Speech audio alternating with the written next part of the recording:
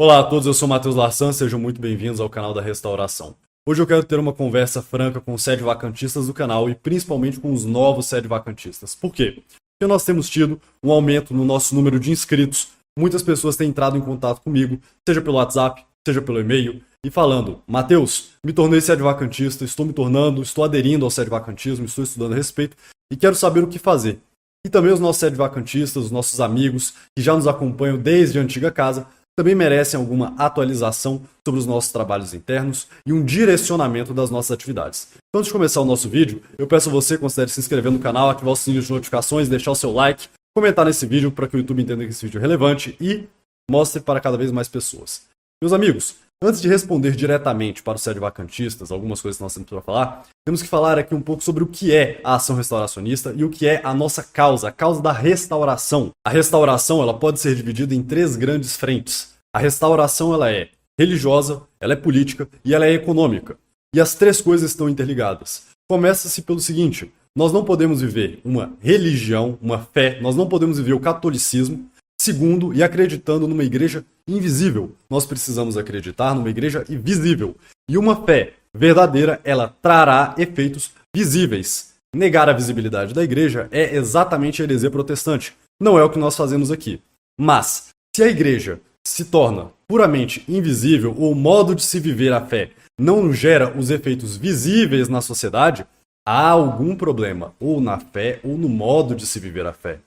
Então, a fé correta, vivida do modo correto, ela vai necessariamente trazer efeitos políticos. E quando eu falo político, eu estou falando política no sentido aristotélico, ou seja, como uma sociedade se organiza visando o bem comum. Não estou aqui falando da política eleitoral, do cargo, do juiz, não sei o que, do político, do presidente, não estou falando disso, estou falando da verdadeira política. Os efeitos concretos que uma fé verdadeira vai gerar na sociedade. Isso é política. E aí o outro ponto é o seguinte: não é possível haver independência política sem independência econômica. Então, para se alcançar o bem comum, é necessário adquirir os meios para que se consiga viver em direção, em razão do bem comum. Se não há uma restauração que atinja essas três áreas, religiosa, política, econômica, esta é uma falsa solução. Não é uma verdadeira solução, porque uma verdadeira solução, repito, tem que trazer respostas religiosas, políticas e econômicas. Catolicismo vem do grego universal, que dá resposta a tudo, que abrange tudo. Por quê? Porque é a fé de nosso Senhor Jesus Cristo, o Criador deste mundo. Muito bem, como é que a gente pode dividir isso didaticamente? Religiosamente, o que nós podemos dizer? Religiosamente, a questão é a seguinte: há uma crise na Igreja Católica. Ponto, isso é inegável. Esta crise começou quando? Ela atingiu seu ápice no Vaticano II. Mas as raízes históricas dessa crise vêm desde muito antes, podemos datar aí pelo menos desde o Renascimento. Ou seja, quando a Igreja começou a fazer concessões de ordem prática, embora não fizesse concessões de ordem teológica, ou seja, uma mudança na forma de viver a fé, embora não tivesse sido mudada a doutrina. Isso culminou numa mudança doutrinal que foi o Vaticano II, a Revolução do Vaticano II. Ou seja, como resposta religiosa para o problema da crise, nós podemos dizer que somos sede-vacantistas. Por quê? Estes papas não são papas, não pertencem à Igreja Católica. Ponto. Politicamente, o que nós podemos dizer? Politicamente, as forças que lutam contra a Igreja atentaram contra os poderes temporais católicos, ou seja, aqueles que tinham o dever de defender temporalmente a Igreja, defender a sociedade perfeita, que é a Igreja de Cristo, diante dos homens. Destruíram esses países, essas nações, através das revoluções e colocaram falsos estados revolucionários. Portanto, como solução política, nós temos que entender qual é a causa do problema moderno e não podemos aderir aos problemas modernos. Não podemos ser nacionalistas de estados anticristãos, anticatólicos. E temos que trabalhar pela restauração de um reinado católico. Essa é a questão política, a vertente política da restauração. Entender como a crise se deu na política e qual o ideal de política nós temos que mirar, qual o ideal de política nós temos que defender. E a parte econômica é como viver em direção ao fim do bem comum, como viver em direção à restauração de uma civilização cristã. Porque não adianta, e esse é um dos grandes problemas dos sede-vacantistas, mas não só do sede-vacantista, de todos os tradicionais, é que, na maior parte do tempo, eu não quero jogar pedra em ninguém, mas o católico, de modo geral, fazendo uma generalização, ele trabalha na escala 6x1. 6 dias para o mundo, 1 dia para Deus.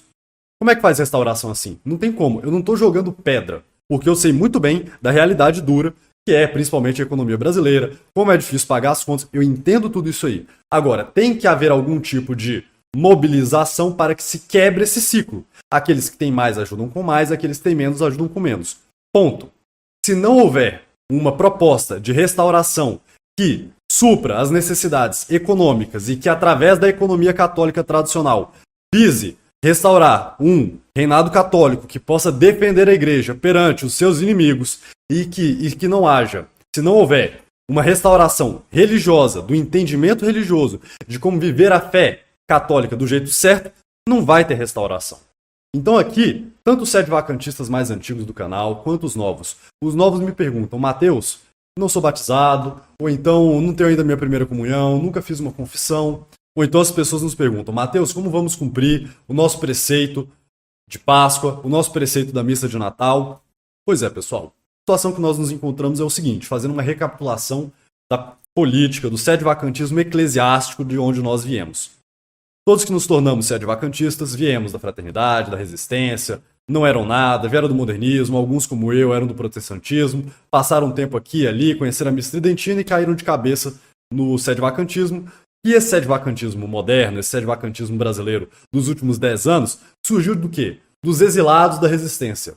Através, e ganhou bastante tração através de apostolados controversos do YouTube. Assim ganhou fama nesse meio. Pois bem, como é que nós, da Ação Restauracionista, viemos parar aqui?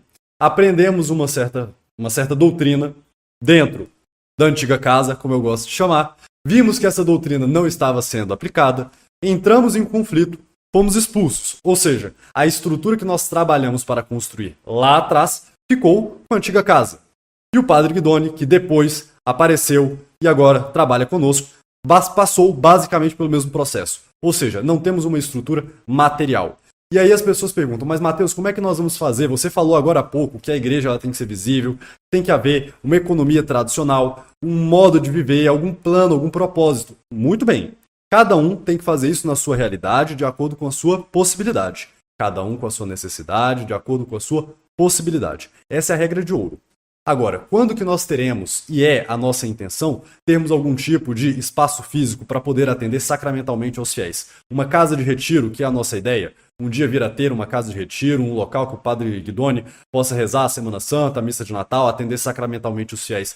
O mínimo, um local para que se possa viver de modo retirado, aqueles que querem começar a fazer uma transição rural, ou seja, nós temos ideias nesse sentido. Quando que isso vai acontecer?